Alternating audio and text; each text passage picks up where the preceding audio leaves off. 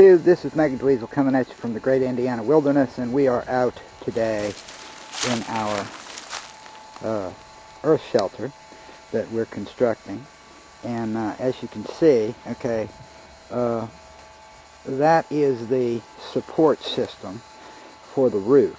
It may appear a little bit large, but the fact is, okay, we're going to put 6 inches of sand on that. That's probably going to weigh 300-400 pounds. So what goes over top of this is, if I wanted to get really, tricked out about it, I'd put chicken wire. But what we're going to do instead is, sticking with our green approach here, we're going to put another layer of small saplings on top of that, then a tarpaulin. Then on top of that is going to go a heavy layer of leaves, and on top of that is going to go about 6 inches of sand to hold the leaves in place. And you can see over here, this is our entrance. It is about 18 inches by 18 inches when finished. And if we look down into our shelter, you can see over there in the corner, I hope, our milk can stove. And then shooting from this direction, you can see there's the milk can stove. And back up under this area is our 2.5-foot sleeping platform, big enough for 2 or 3 people. I'm not going to do much work on this today, largely because the ground is frozen like colder than a loan shark's heart out here. So we're not going to try and do too much in the outside today.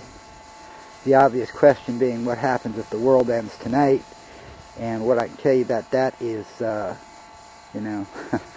this is the place that I built to show you. This is not the only place that I have. So, we're going to go back to the house here now, get a cup of coffee, and we're going to talk a little bit about why you want a place like this. While we're out here, let me show you this. This is, if you look in this direction, you will see ice, okay? That is the bottom end of this pit, okay? It has never gone completely dry in the 50 years that I've been keeping track. It's a good source of groundwater, which has to be purified, but it is usable. And like I say, it's never gone dry. The animals know about it, and spend a lot of time drinking here. It's an area of a lot of activity, and this gives Josie a place to practice her hockey skills in the winter. So here we are back at the beautiful Chateau Dweezil, the modern one, where I spend most of my time these days. And this is, I've had people message me, they say, well, why are you even doing this, man? I mean, you're not a patriot, you're not a truther, that doesn't mean I'm not a realist, okay?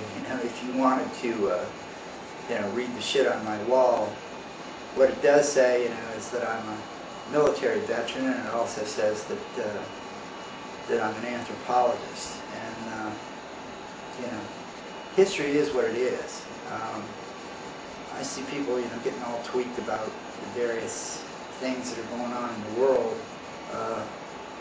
and worrying about pandemics and, this, that, and the other. The fact is, okay, that the lights could go off any time, and that's all that's required. It's not a question of some diabolical plot to kill off humanity. It's a question of, hey, this shit could happen all by itself against everybody's best efforts. And we've got an aging infrastructure out here, and the power grid is largely dependent, on 4 or 5 different places that could be taken out by a terrorist enemy or just collapse due to, maintenance failures and things like that. Then slam, you're in the 15th century. And most of you cannot fucking survive the 15th century. You know, if you look around the room that you're in right now, most of the things that are in there didn't exist 300 years ago. You know, we've got an aging population in this country. We've got a sick population in this country. You know, how many of you got kids that are on daily medication? How many of you are on daily medication? You know, the power grid goes down. That's the distribution grid. That's the wireless networks. That's everything. It's probably the heat for most of you. You know, the water. Can you find water if somebody doesn't sell it to you in a little plastic bottle? Because what's in a city is usually about 72 hours resources. You know, and then that shit's gone, and there's no more coming from that place.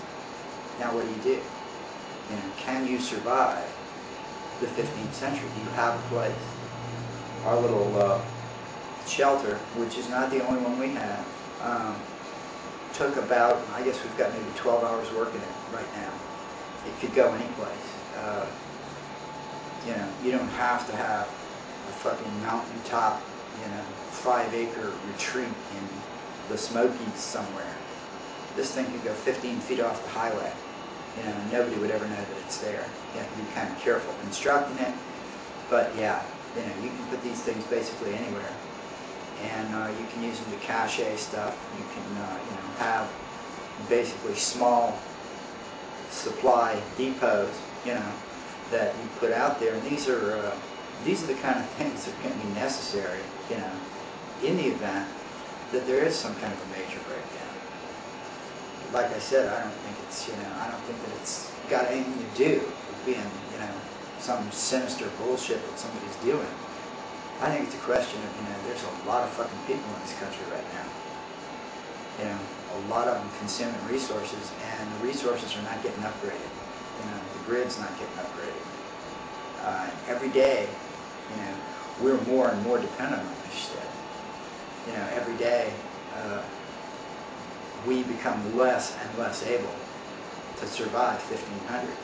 You know, so that's the question. In 2012, or whether or not the Iranian lady's got a real boo-boo on her face, or, you know, as far as I'm concerned, fuck that. I'm just really not interested.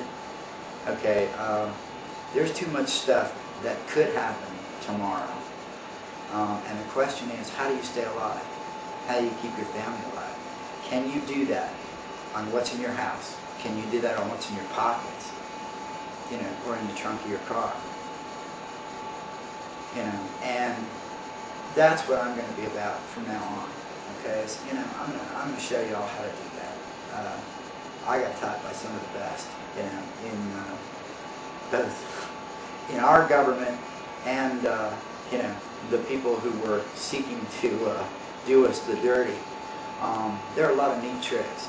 Okay, 1500 is not that tough if you know what you're doing. But right now it's 18 degrees outside. You know, what the fuck happens if all this goes off?